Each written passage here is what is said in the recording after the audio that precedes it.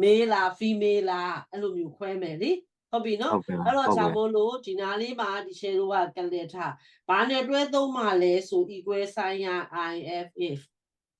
if function နဲ့တွဲသုံးမယ် control ရတဲ့ function argument ဘောက်ကိုခေါ်မယ်ဟုတ်ပြီနော်အဲ့ဒီမှာမှ logical တက်မှာမှဒီချေတို့က left function ကိုသုံးကျင်တာဒါကြောင့်မလို့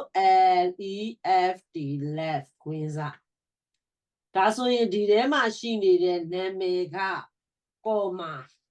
ဟုတ်ပြီနော်အဲ့ဆိုရင်ဒီချေတို့ကတလုံးအဲ့လိုမျိုး if function ရေးသားတဲ့အခါမှာအရေးကြီးဆုံးကဒီချေတို့က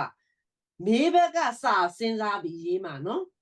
ဟုတ်ကဲ့ဟုတ်ပြီနော်မေးဘက်ကစာပြီးစဉ်းစားပြီးရေးမှာလားတာစဉ်းစား female ဘက်ကစဉ်းစားပြီးရေးမှာလား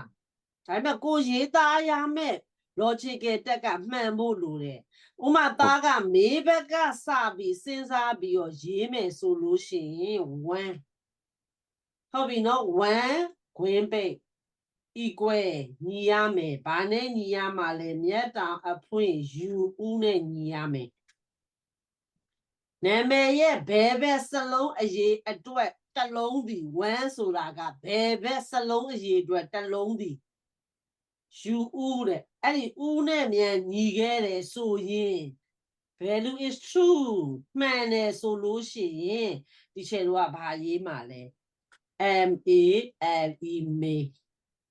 ဟုတ်ပြီနော်စာသားမှန်သိစေခြင်းလို့မြတ်တောင်အဖွင့်ဒီတစ်ခါဒီချေကဦးကိုအဓိကထားပြီးတော့ရေးတာနော်ဟုတ်ကဲ့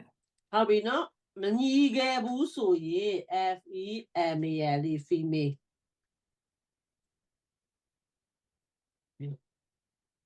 ရလို့သားက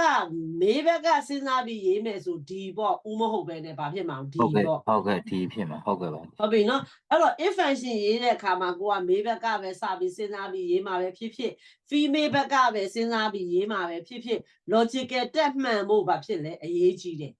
ဟုတ်ပြီနော်အဲ့တော့ logical တက်မှာရေးသားတဲ့ဟာနဲ့ကိုက်ညီရင်ပါလေမေးလို့ပေါ်ပေးပါမကိုက်ညီဘူးဆိုဘာလို့ပေါ်ပေး female လို့ပေါ်ပေးဆိုတော့ဒီမှာဘာပေါ်အောင် female တယ်တွေ့လားဟုတ်ကဲ့